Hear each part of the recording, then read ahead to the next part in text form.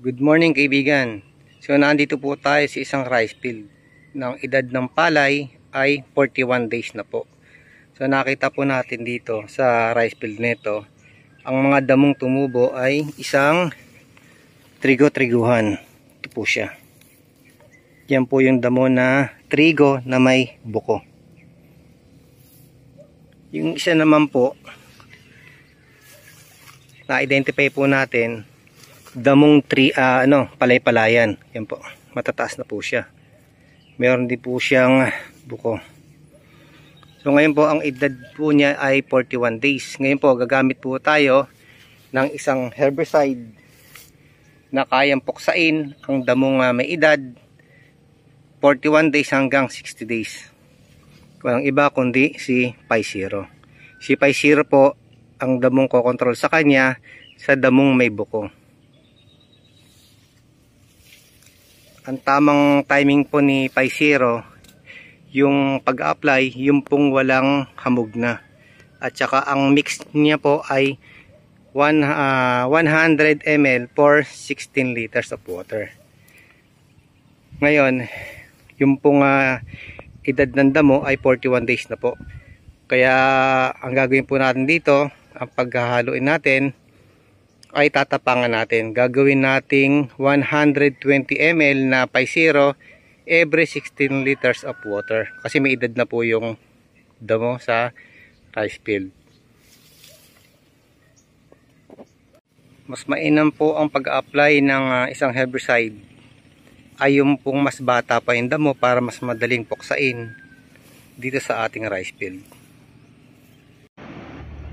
Para po sa ating panimula, tayo po yung maglalagay ng kalahating timbang tubig sa ating sprayer na 16 liters po yan. So kanina po bago tayo mag-umpisa, yung pong ating Pi-Zero herbicide ay kinalog na po natin maigi. At yung panukat naman natin ay 100 ml po siya. So maglalagay tayo ng 100 ml plus mag-add tayo ng 20 ml for every 16 liters of water. Gawa ng may edad na po yung pong damong may buko na palay-palayan at ang trigo-triguhan. So mas maganda, mas matapang para siguradong papatay, mapupuksa yung pong ating mga damo gawa ng may edad na po siya. Ganun po yung ginawa namin pag-mix. So dito naman po kami kumukuha ng source of water namin sa sangka. Pag kami nagpapatubig, naghahalo ng fodder fertilizer,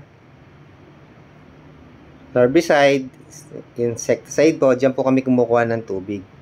So ito 16 liters na po siya. So isi-shake po natin or aalugin natin yung sprayer para maghalo ulit yung ating chemical. Mainam po kasi lagi nating sinishake yung ating bottle ng herbicide para makasigurado po yung liquid at yung chemical maghalo-halo bago maihalo natin sa ating sprayer na may tubig para siguradong epektibo. So ito po yung ating makakasama at masipag na isang kabukid natin, walang iba kundi si Mr. Jeric. Ito po yung napakasipag. Ito po yung lagi natin nakakatulong, katuwang sa bukid sa gawain. Yung pong tamang pag-a-apply ng ating herbicide, kailangan lang po, lagi natin tandaan, yung pong nozzle po ay nandoon sa dulo ng dahon ng ating mga damo. Para sigurado pong mapuksa maigi yung pong damo na may buko sa ating rice field. Kasi pagka medyo mataas po ang pag-spray, maaari po siyang hindi tamaan.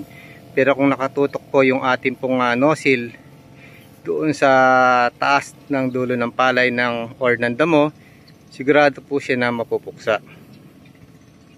Tamang aplikasyon ng isang herbicide sa paggamit ng ating power spray. Nakatutok lang po ulit yung nozzle doon sa dulo ng dahon ng damo.